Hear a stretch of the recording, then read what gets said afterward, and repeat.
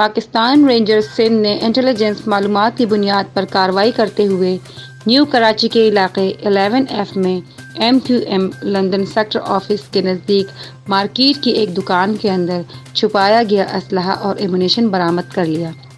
اطلاعات کے مطابق یہ اسلحہ MQM لندن کے شرپسند عناصر نے شہر میں دہشت گردی اور بدامنی کے لیے استعمال کرنا تھا۔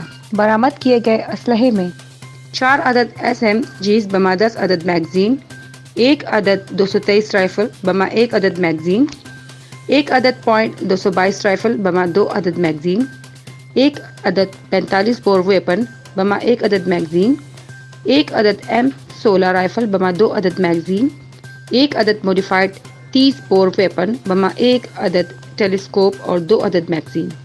لیلا خان، کراچی۔